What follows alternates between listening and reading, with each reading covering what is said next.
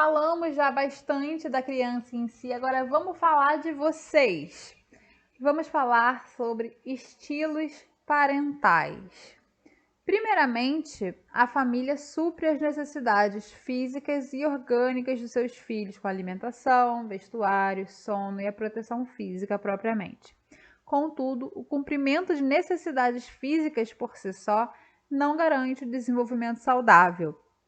Associados às necessidades orgânicas estão as necessidades psicoemocionais fundamentais, indispensáveis para o amadurecimento psicológico.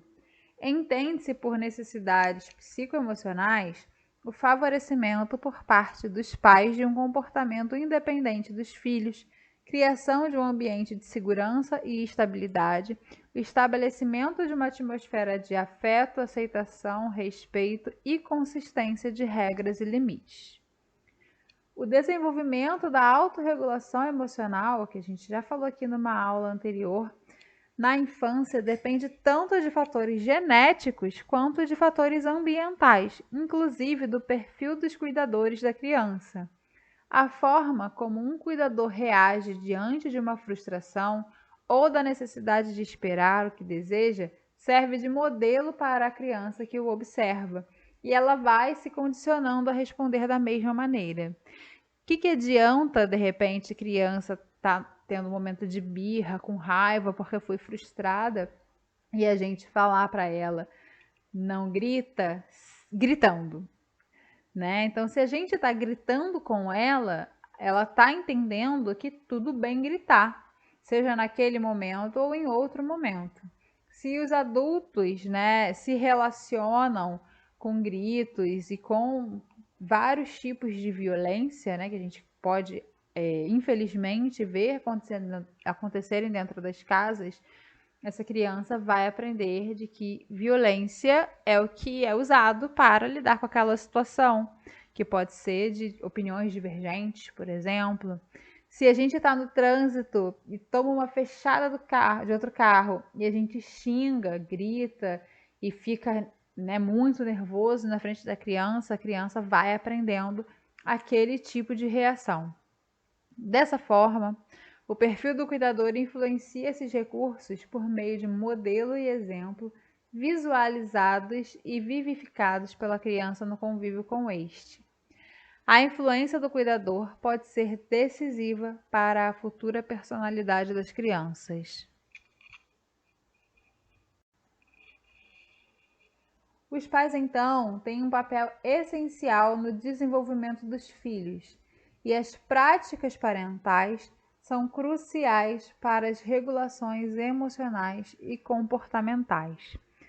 Prática parental e estilo parental são conceitos diferentes.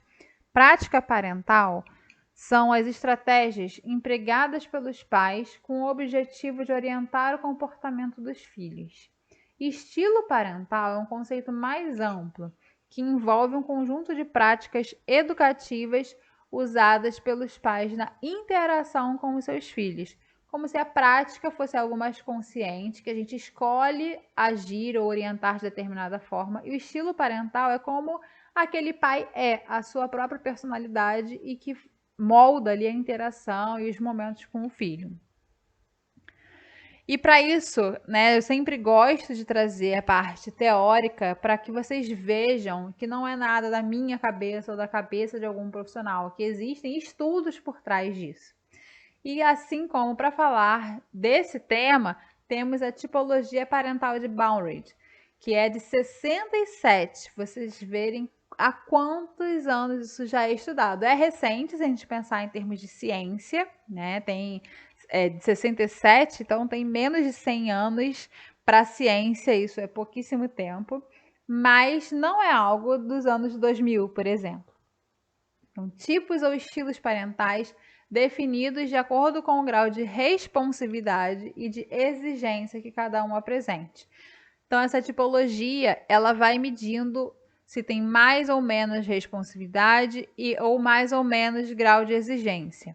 Responsividade tem a ver com o grau de aceitação e sensibilidade em relação às necessidades emocionais e de desenvolvimento dos filhos. E a exigência tem a ver com as expectativas que se tem no filho. E aí a tipologia se divide em 4 perfis, vamos chamar assim, que é autoritário, permissivo, negligente e autoritativo. Autoritários, eles são mais exigentes e menos responsivos. São rígidos e exigentes quanto às regras e limites. Os permissivos vão ser mais responsivos do que exigentes, que é o extremo oposto do acima, né? São tolerantes demais e acabam falhando na hora de impor limites. Os negligentes possuem baixo grau tanto de responsividade quanto de exigência, nem sempre de forma intencional, ok? Eles são caracterizados pelo famoso tanto faz. E os autoritativos são igualmente responsivos e exigentes. É o ponto de equilíbrio entre os dois extremos e é o que fará com que a educação do filho seja adequada. Então, esse é o modelo ideal. Investem tempo e energia na prevenção de problemas de comportamento e não apenas esforço para solucionar o que já aconteceu. São pais que adotam uma postura democrática e participativa. Lembrando que nenhuma criança nasce com um manual de instruções. A evolução humana e a instabilidade das relações entre os humanos mais velhos e mais novos tornam a educação uma tarefa que sofre mutações e desafios constantes. Mas o que temos como certo nesse momento é que o ambiente familiar e a figura dos pais são as primeiras referências da criança, e em função disso exercem grande influência no seu desenvolvimento social, cognitivo e emocional.